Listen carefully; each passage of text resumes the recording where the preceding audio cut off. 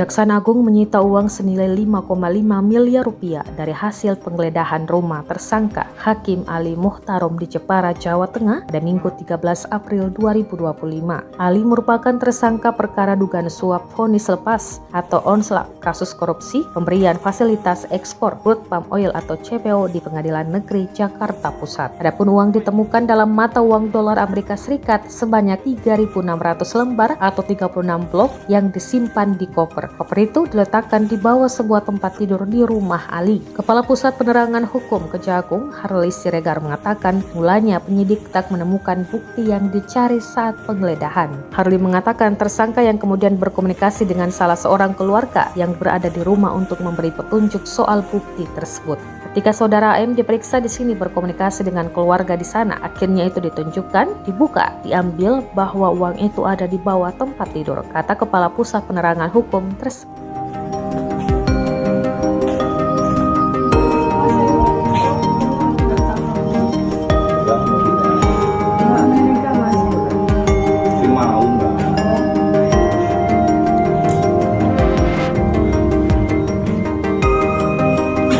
Gimana?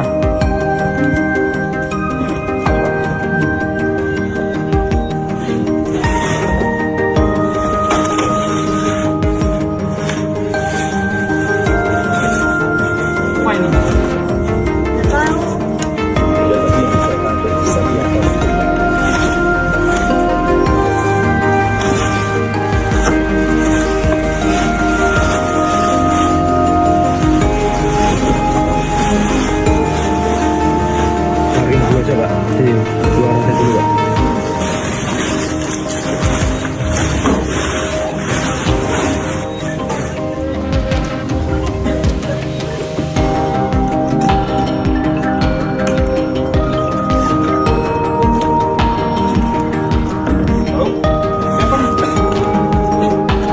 Sudah bisa video call? Ini udah saya buka. Udah dapat, udah video call bisa.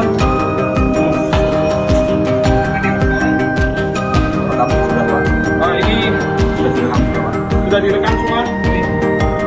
Yang kedua, kami mau sampaikan update terkait dengan upaya-upaya penggeledahan dan penyitaan ya, yang sudah dilakukan oleh penyidik hingga saat ini.